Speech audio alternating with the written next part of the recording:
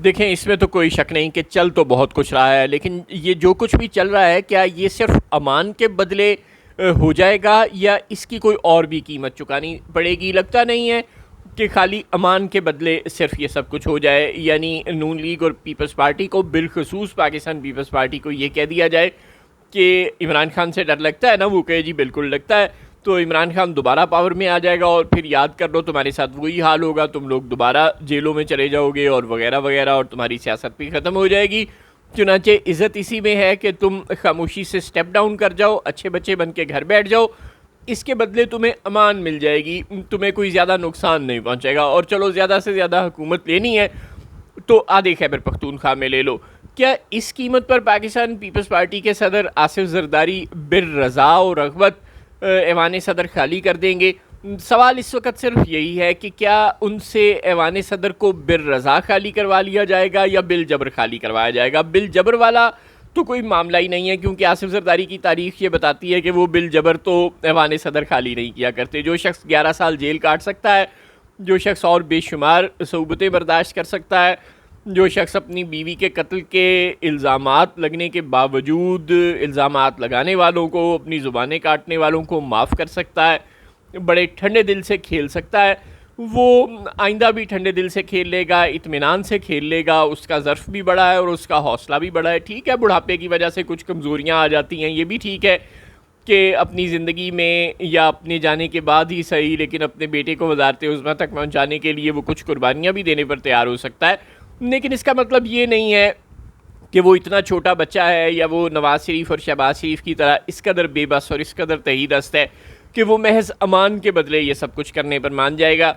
यानी अगर ये बात तय कर ली जाए कि शहबाज शरीफ जैसा अच्छा वज़ीर आज़म बिलावल भुट्टो नहीं हो सकता और बिलावल भुट्टो को वज़ारत उज़्मा की कुर्सी नहीं दी जाएगी, तो फिर आसिफ जरदारी क्यों बर रज़ा और रग़बत खामोशी से ऐवान सदर खाली कर दें महज खैबर पख्तूनख्वा हुकूमत की कीमत पर, और वो भी इस शक्ल में कि खैबर पख्तूनख्वा के आधे हिस्से पर मौलाना फजल रहमान साहब की हुकूमत हो और बाकी, यानी कि साबिक फाटा पर मौलाना फजल रहमान साहब की हुकूमत हो और बाकी खैबर पख्तूनख्वा पर पाकिस्तान पीपल्स पार्टी की हुकूमत हो। देखें, ये एक कम्प्लेक्स किस्म का सिनेरियो है।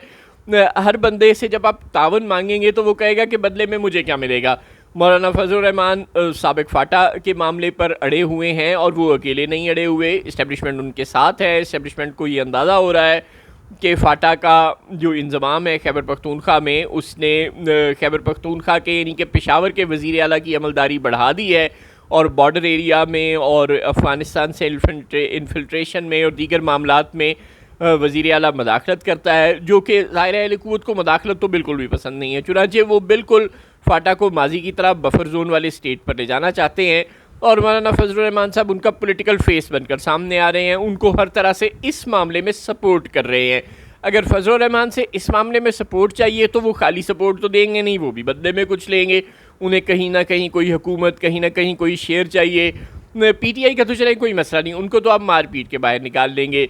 पाकिस्तान मुस्लिम लीग नून के पास पंजाब भी है, ठीक है आपने दिया है, मरकज़ भी है, ठीक है आपने दिया है, लेकिन अब आप वापस किस तरह लेंगे? आप ये सीटें वापस किस तरह लेंगे? ज़ाहिर है ये इस तरह वापस नहीं होनी।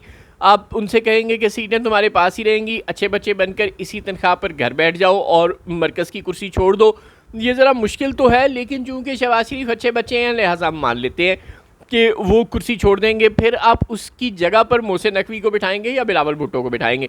अगर तो बिलावल भुट्टो को बिठाएंगे तो सारे मामला ठीक हैं, सतही खैर हैं। आसिफ जरदारी को भी बिल जबर खाली नहीं करना पड़ेगा, ऐवान सदर वो भी बिर रज़ा ऐवान सदर खाली कर देंगे आपके लिए और बिलावल भुट्टो को वज़ारत उज़्मा पर देख लेंगे और उन्हें कुछ चाहिए ही नहीं।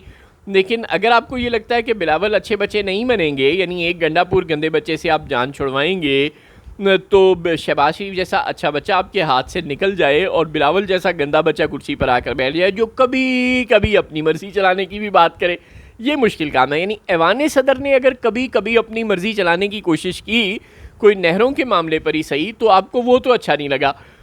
तो फिर बिलावल जैसा बंदा जो कई मामलात में अपनी मर्ज़ी चलाने की कोशिश करेगा, आप उसको क्यों कर बर्दाश्त करेंगे? लिहाजा ये कुछ डाइजेस्ट होने वाली बात नहीं है कि शहबाज शरीफ का तबादला बिलावल भुट्टो से हो जाएगा और आसिफ जरदारी बिलावल भुट्टो के अलावा, यानी बिलावल को वज़ारत उज़्मा सौंपे जाने के बग़ैर क्यों ऐवान सदर छोड़ेंगे? महज अमान के लालच में कि इमरान खान आ जाएगा, वरना चुप करके अच्छे बच्चे बन के घर बैठ जाओ, बंदा पूछे उन्होंने सियासत तो करनी है ना, और अगर उन्हें हुकूमत नहीं मिलनी तो फिर इमरान खान आए या कोई भी आए उन्हें कोई फ़ायदा नहीं है। लिहाजा सिर्फ अमान के डर से कि हमें अमान मिली रहे और 4-5 साल ये सिस्टम चलता रहे, तो बस इमरान खान ना आए, इस वादा फ़र्दा की बुनियाद पर आसिफ जरदारी ऐवान सदर छोड़ेंगे, ये भी नहीं हो सकता। और अगर उन्हें ये लारा दिया गया कि 2029 में हम बिलावल को वज़ीर आज़म बना देंगे और अभी नहीं, तो ये वादा उनसे 2024 में भी किया गया था, जो कि बाद में वफा नहीं हुआ, जिसका दुख अभी तक उनको है।